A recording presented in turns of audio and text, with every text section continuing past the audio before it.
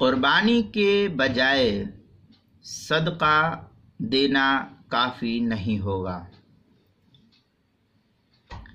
چنانچہ ایام قربانی میں جانور کا ذبح کرنا اللہ تعالیٰ نے اسی کو لازم قرار دیا ہے، صدقہ افضل نہیں ہے۔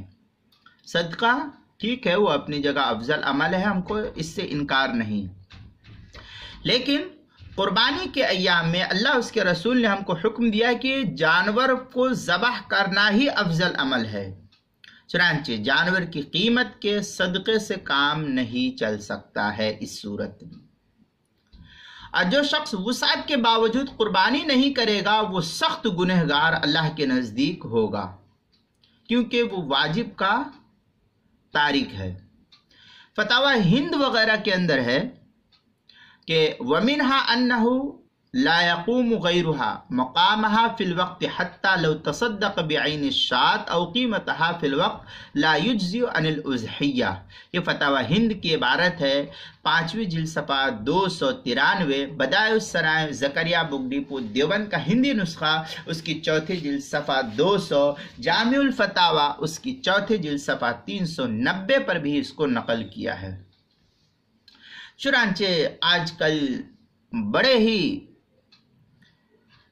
اپنے آپ کو پڑھے لکھے لوگ اور مغربی تہذیب کے دلدادہ لوگ بڑے ہی دھڑلے سے کہہ دیتے ہیں کہ قربانی کے بجائے صدقہ کرنا چاہیے ہم کو، اور صدقہ کرنے پر وہ زور دیتے ہیں۔ تو ان کی یہ بات کہ صدقہ کرنا چاہیے، یہ شریعت کے خلاف ہے، اور ہرگز یہ رائے ان کی قابل توجہ نہیں ہے، اس لیے کہ جانور کی قربانی کرنا یا جانور کا خون بہانا ہمارا کوئی ذاتی فعل اس میں نہیں ہے۔ ہم کو اللہ اس کے رسول کا حکم ہے تو ہم کرتے ہیں۔ ہم سال کے 12 مہینے کیوں نہیں کرتے؟ قربانی کیوں نہیں کرتے؟ ہم کو اللہ کا حکم نہیں ہے؟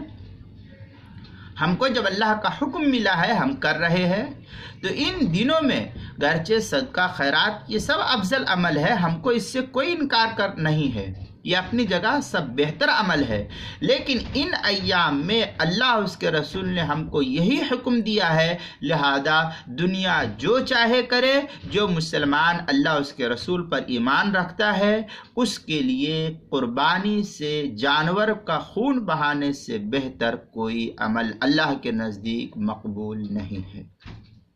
اس لیے جو لوگ کہتے ہیں ان کی بات غلط ہے، اس بات پر توجہ نہیں دینی چاہیے۔ اس لیے جو لوگ اس طریقے کی باتیں کرتے ہیں وہ اللہ اس کے رسول کے حکم کی مخالفت کرتے ہیں، اس لیے ہم ان کی بات کو توجہ سے نہیں سنیں، اور ان کی بات کو ہم کو ایسے ہی ختم کر دینا چاہیے جیسے ہم کچرے کو اٹھا کر کے کچرے کے ڈبے میں ڈال دیتے ہیں۔ ان کی بات بھی ایسے ہی جیسے کہ کچرا ہے اس کو اٹھا کر کے کچرے میں ڈال دیجیے، ان کی بات سننے کے لائق بالکل نہیں اور نہ ہی قابل توجہ ہے، اس لیے ہم اس کو خاص توجہ کے ساتھ سننے کی کوشش کریں۔ اس مسئلے کو جو ہے کتاب المسائل کی 2 جلد صفحہ 293 اور 94 پر بھی نقل کیا ہے، وہاں بھی دیکھ سکتے ہیں۔